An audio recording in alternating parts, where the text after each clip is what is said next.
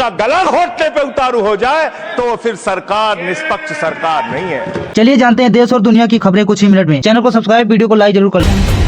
वो रावण था, ऋषि का रूप लेके सीता मैया का हरण करने गया था। उसी तरह सत्ता के हरण के लिए अगर कोई संत का, ऋषि का रूप लेता है, मुझे दर्द होता है। वो मेरे मजहब को बदनाम करता है, मेरे धर्म को बदनाम करता है। ऐसे को साधु संत कहलाने का कोई अधिकार नहीं है। गांधी जी गरीब के बेटे नहीं थे, उसके पिता के पास हवेली थी, सबसे बड़े अफसर थे वो नवाब के जूनागढ़ के। गांधी जी खुद बैरिस्टर थे, सूट बूट पहनते थे और जिंदगी भर मौज कर सकते थे। उसने कभी नहीं कहा मैं गरीब का बेटा हूं, पर जब देखा कि मेरे देश की आजादी की जरूरत है तो सूट बूट छोड़ के धोती पहन के आगे और आधी धोती पहन के इस देश को आजादी दिलाई।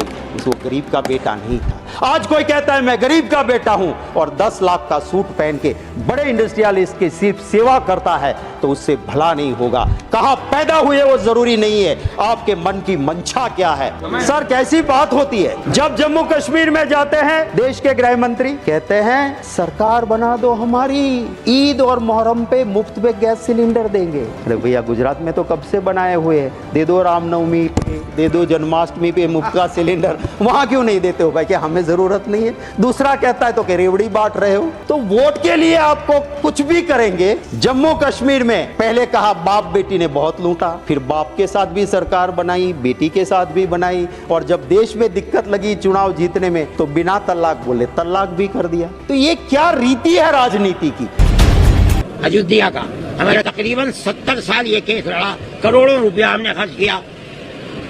हमें यह खुशी है कि जिस चीज को हम कहते थे कि ये बाबरी मस्जिद की जगह है, सुप्रीम कोर्ट ने कह दिया कि मस्जिद अपनी जगह पर है, मस्जिद मंदिर को तोड़कर नहीं बनाई गई। आपने पढ़ा? कहा नहीं कहा? अच्छा, सुप्रीम कोर्ट ने कह दिया जिन्होंने ताला खोला या जिन्होंने यहाँ बुत रखा उन्होंने गलती की। कहा नहीं कहा? ये भी कहा। और उसके बाद सुप्रीम कोर्ट ने यह कह दिया कि हम मस्जिद अखाड़े को देते हैं। उसका गला घोटने पे उतारू हो जाए तो फिर सरकार निष्पक्ष सरकार नहीं है। धार्मिक संपत्तियों को कब्जा करने की एक कोशिश है, इसलिए इस बिल पर न हिंदू को खुश होना चाहिए, न सिख को खुश होना चाहिए, न ईसाई को खुश होना चाहिए, न जैन को खुश होना चाहिए, न बौद्ध को खुश होना चाहिए, क्योंकि नंबर सबका आएगा। और आज वक्फ की संपत्तियां कब्जा करके आप अपने दोस्तों को देंगे, कल गुरुद्वारे की संपत्तियां कब्जा करके आप अपने दोस्तों को देंगे, फिर चर्चों की संपत्तियां कब्जा करके आप अपने दोस्तों को देंगे, फिर बौद्धों की संपत्तियां कब्जा करके आप अपने दोस्तों को देंगे, फिर जैनों की संपत्तियां कब्जा करके आप अपने दोस्तों को देंगे, फिर मंदिरों की जमीनें कब्जा करके आप अपने दोस्तों को देंगे। आप तो वो लोग हैं जिन्होंने प्रभु श्री राम के मंदिर में भी घोटाला किया। मान्यवर, प्रभु श्री राम के मंदिर के जमीन में घोटाला किया। मैं कागज दूंगा सर,